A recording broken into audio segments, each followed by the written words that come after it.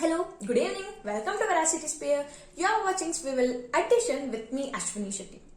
Today, let's talk about 1920 and the Great Depression. In the world of finance, we are often quick to forget the tragedies of the past, yet valuable lessons are to be had by exploring the causes and effects. After all, in the world of ever-changing rules, products and services, history is the only content that can guide us through the ambiguity. In the year 1918, after 4 years of conflict, the First World War was finally over. America emerged as one of the victors and it entered a period of economic prosperity and cultural change known as the Roaring Twenties. Things started off pretty strongly as the postal economy had seen a boost, troops were back from the war, delayed projects were springing up again and more women were entering the workforce, which means more people have a salary to spend. In 1920s, investors like the vacuum cleaners and the electronic washing machines were hot commodities. As they were looking good, banks started giving out loans to everybody.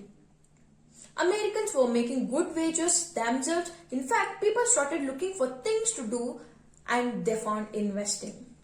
That's it. After all, why be rich when you could be more rich? So the stock market became a pretty popular practice. And with so many people buying, investors started finding it very easy to make money on stock market. Soon after, everyone started trading like a Wall Street tycoons, pouring their life savings. Then they started taking loans to invest even more and banks were probably collecting interest. By the way, these same banks were looking to invest more money too. They began borrowing money from the customer's bank account to buy stocks. Since the things were looking good, no one noticed and overall things were pretty good. Investors were up by 18% since 1922. In fact, stocks were rising in so fast that the companies started facing hard time keeping up and justifying the stock prices. On the other hand, production seemed to be slowly going down. People were not buying as many things as it looked and companies overestimated their growth. Wages started falling and that easy tax was dead. People were already taken quite more loans. Interest rates started to rise but the stock market was still up. People were still gambling on the market but over time the voice of reason got louder and investors' uncertainty increased, which brings us to October 24, 1929, the Black Thursday, as it's called, the theoretical start of the Great Depression. Investors spooked reading headlines and when the market opened, they started to sell. 12.9 million stocks to be exact, a new record, and opening bell fell by 11%. People were selling so much, dragging the stock market down, erasing large chunks of America's wealth. The market lost $40 million in one day. Most of the stocks were worthless and people lost their life savings, and yes, the world was in Great Depression. The worst economic downfall in the history of the industrialized world.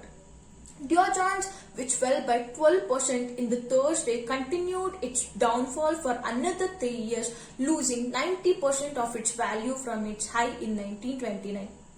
Many lost their jobs, the companies were shut down. It was not just the investors. Remember that the banks were in huge loss. People were getting back 10 cents for every dollar they had in their account.